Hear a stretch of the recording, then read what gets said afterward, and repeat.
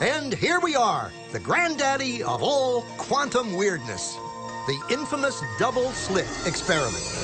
To understand this experiment, we first need to see how particles, or little balls of matter, act.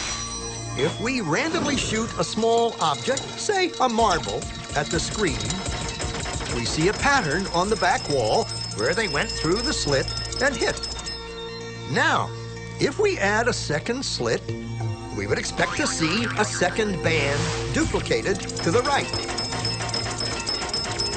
Now, let's look at waves.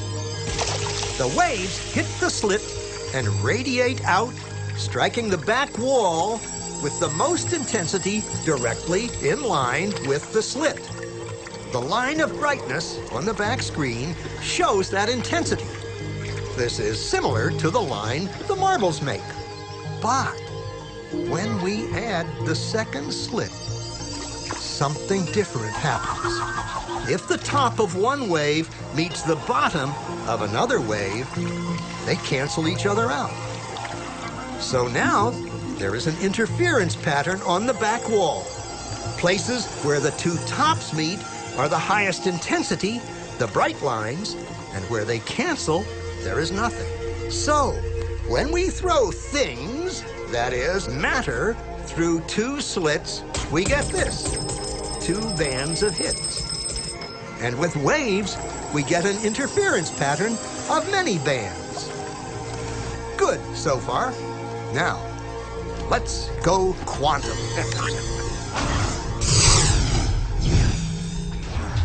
An electron is a tiny, tiny bit of matter, like a tiny marble.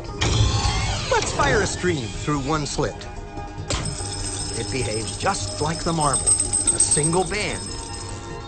So, if we shoot these tiny bits through two slits, we should get, like the marbles, two bands. What? An interference pattern. We fired electrons, tiny bits of matter through. But we get a pattern like waves, not like little marbles. How? How could pieces of matter create an interference pattern like a wave? It doesn't make sense. But physicists are clever. They thought, maybe those little balls are bouncing off each other and creating that pattern. So, they decide to shoot electrons through one at a time. There is no way they could interfere with each other. But after an hour of this, the same interference pattern is seen to emerge. The conclusion is inescapable. The single electron leaves as a particle, becomes a wave of potentials, goes through both slits, and interferes with itself to hit the wall like a particle. But mathematically, it's even stranger. It goes through both slits, and it goes through neither. And it goes through just one, and it goes through just the other. All of these possibilities are in superposition with each other. But physicists were completely baffled by this.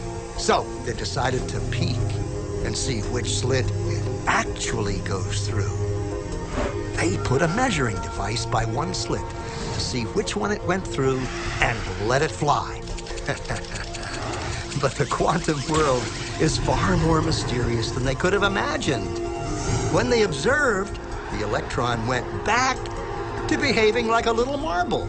It produced a pattern of two bands, not an interference pattern of many. The very act of measuring or observing which slit it went through meant it only went through one, not both.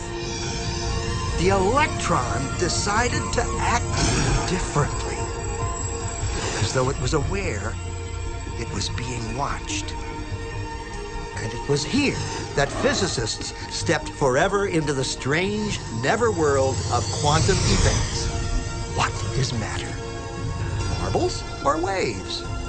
And waves of what? And what does an observer have to do with any of this? The observer collapsed the wave function simply by observing.